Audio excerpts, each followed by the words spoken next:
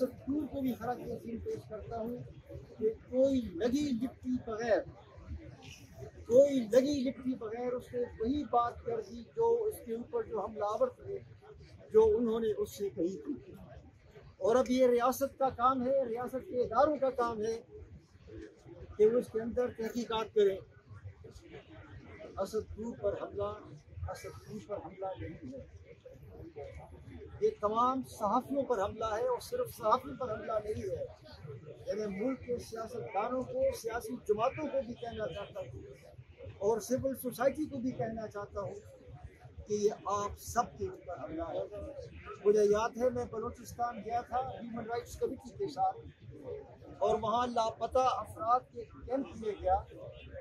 लापता अफराद के कैंप में खातून ने कहा कि देखिए आप हमारी बात नहीं सुनते, लेकिन एक दिन आएगा कि यही चीज़ तुम्हारे घर में होगी, तुम्हारे इस्लामाबाद में होगी।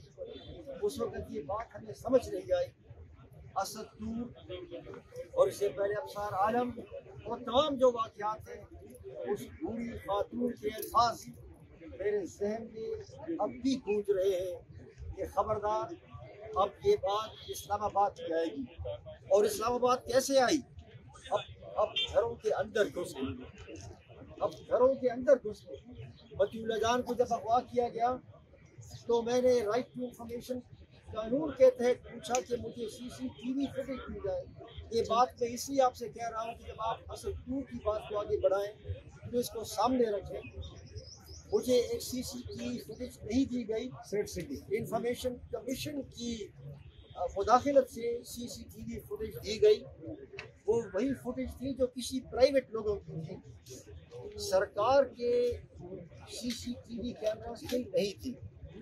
चुनांचे हमने उसको फिर उठाया और हमने कहा कि ये तो वो फुटेज नहीं है। कि आप जानते हैं कि जवाब क्या आया?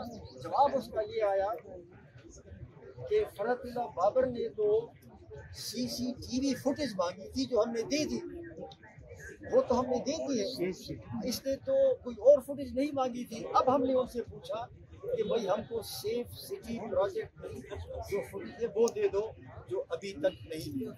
जब आप मुतालबा करें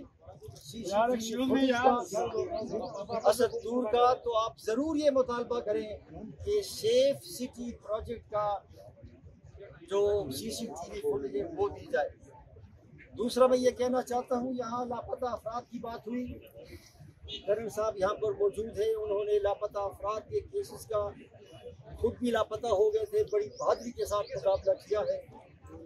लापता अफराद के सिलसिले में मैं आपको ये बता दूँ कि खुद लापता अफराद कमीशन के चेयरमैन ने, पता नहीं ये बात अखबारात में क्यों नहीं आई, मीडिया मौजूद था, जब उन्होंने अगस्त 2018 में सेनेट की ह्यूमन राइट्स कमेटी के सामने बार बार इसरार और पूछने के बाद इस बात का एतराफ़ किया कि 153 फौजी पर्सनल इन्वॉल्व है, 153 फौजी पर्सनल उसने कहा इन्वॉल्व है। उसके बाद वो चले गए, मीडिया ने उनका ताक़ुब किया, उन्होंने जवाब नहीं दिया। मुझे अफसोस है इंडिपेंडेंट और फ्री मीडिया ने वो खबर भी नहीं दी। हालांकि वो कमेटी की जो मीटिंग थी वो ओपन थी मीडिया को, वो इन कैमरा मीटिंग नहीं थी, क्लासिफाइड नहीं थी, इसलिए मैं आपके सामने ये बात रख रहा हूँ। और उसके बाद खुद ISPR ने बरमदा कहा कि हमने GHQ के अंदर एक सेल बनाया है मिसिंग पर्सन्स के बारे में और बहुत जल्द फैसला हो जाएगा। उसको भी 2 साल हो गए। अगर खुद कमीशन ऑन एनफोर्स्ड डिसअपीयरेंसेस का सरबराह कह रहा है कि 153 फौजी है, अगर खुद ISPR कह रहा है कि GHQ ने सेल बनाए, तो मैं कैसे ये न मानूं कि लापता अफराद के पीछे रियासत के इदारे ही हैं। इसलिए आज जो यहाँ से आवाज़ उठे तो वो यही आवाज़ हो लापता अफराद के बारे में, इसमें भी रियासती इदारे ही मुलव्वस हैं। और इसलिए मैं कह रहा हूँ कि असद दूर के केस में भी ये अब तहकीकात हो जानी चाहिए।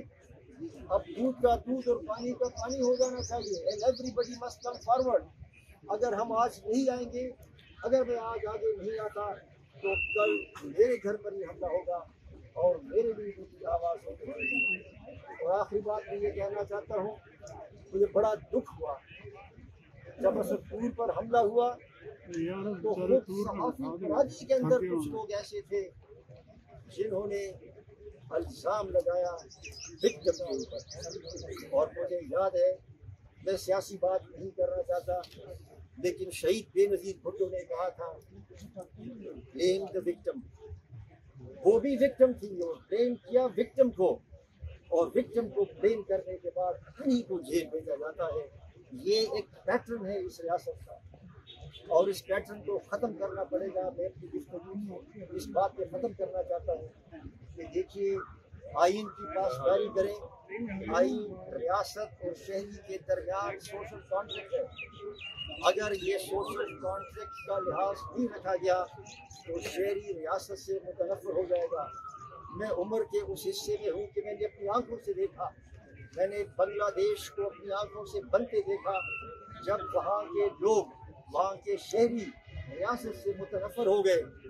آخری فلائٹ جو ڈھاکہ سے آ رہی تھی پاکستان PIA کی 25 مارچ 1971 کی، میں اس جہاز کا مسافر تھا اور میں نے دیکھا اپنی آنکھوں کے ساتھ کہ کیا ہوا۔